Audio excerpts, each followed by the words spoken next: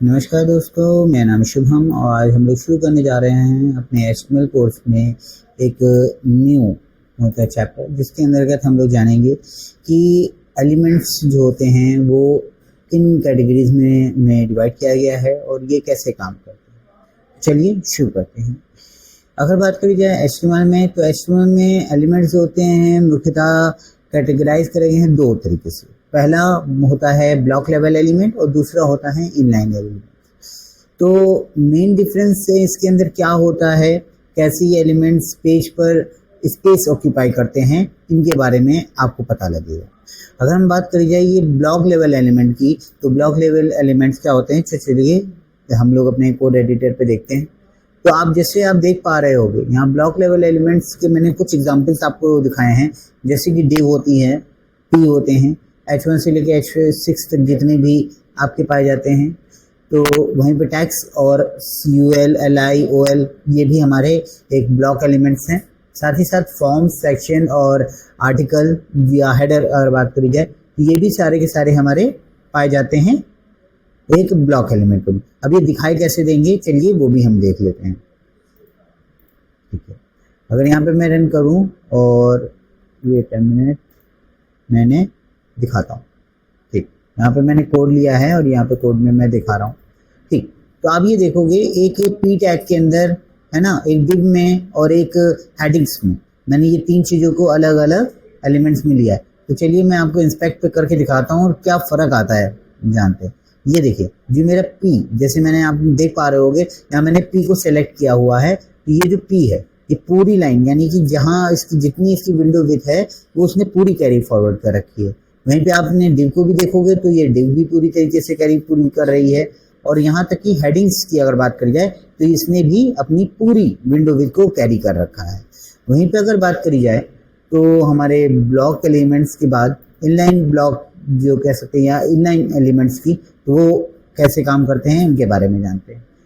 तो चलिए अब आप देखोगे तो इनलाइन एलिमेंट्स क्या होते हैं, कैसे काम करते हैं। तो इनलाइन एलिमेंट्स की अगर बात करी जाए तो ये उतनी ही स्पेस ऑक्यूपाई करेंगे जितना कि कंटेंट होगा, यानी जितने सिर्फ उतनी ही विड्थ लेते हैं जितना कंटेंट है या कंटेंट का साइज होता है। ये एलिमेंट सेम लाइन में अपीयर होते हैं और ये नेक्स्ट लाइन से भी अपीयर नहीं होंगे। वहीं पे अगर बात करी जाए तो जो हमने ऊपर वाला देखा था ब्लॉक एलिमेंट, तो ब्लॉक लेवल एलिमेंट में ये न्यू लाइन से आपको स्टार्ट हुए दिखाई देंगे। ठीक है, जैसे कि अगर P था तो P के बाद div लिया था तो ये नेक्स्ट लाइन से स्टार्ट हुई थी, लेकिन यहाँ पे ऐसा कुछ भी नहीं होने वाला। चलिए मैं वो भी दिखाता हूँ। जैसे कि P को मैंने लिया हुआ है और इसके अंदर स्ट्रॉन्ग टैग लगा हुआ है, EM टैग लगा हुआ है ना। तो अब बात करेंगे जैसे स्पैन हो गया, A हो गया, स्ट्रॉन्ग हो गया, EM हो गया, IMG टैग हो गया। तो ये सब जो टैग्स हैं ना, ये सारे के सारे इनलाइन एलिमेंट्स आते हैं। जैसे इमेज टैग हो गया, ये सारे के सारे हमें कैसे दिखाई देंगे, इनलाइन दिखाई देंगे। चलिए यहाँ पे देखिए कुछ एग्जाम्पल दे रखे थे जो कि टैग्स हैं, और यहाँ पे ये देखिए ये जो आपको टेक्स्ट दिखाई दे रहा है एक सिंपल सीधी लाइन में दिखाई दे रहा है। वहीं पे ही आपको इसको भी दिखाता हूँ मैं।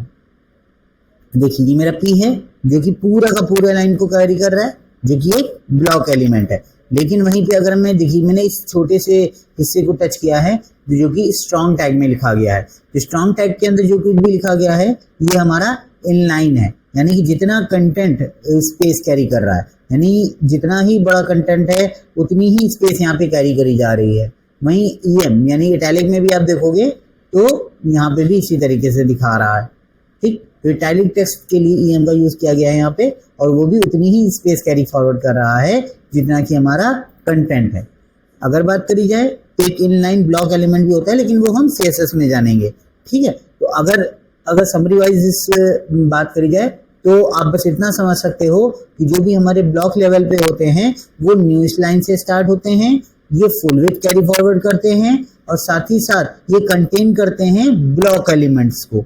ठीक है, और ये इजी टू अप्लाई होते हैं हाइट और विड्थ के लिए। इनकी हाइट और विड्थ को क्या कर पाएंगे हम लोग, चेंज कर पा रहे होंगे। ठीक है, ये हमारे ब्लॉक एलिमेंट के बारे में समराइज हो गई। अगर बात करी जाए सेकंड पे, तो जो कि हमारे मेन वो कहलाएंगे कि ब्लॉक इनलाइन, सॉरी मैं इनलाइन की बात करूं तो इनलाइन में हमारे ये न्यू लाइन से स्टार्ट नहीं होते हैं, ना ही ये फुल विड्थ लेते हैं, ना ही कोई भी ये कंटेन करते हैं ब्लॉक एलिमेंट्स को। ठीक है, या कंटेनर के लिए भी हम इनका यूज मोस्टली नहीं करेंगे। ठीक है।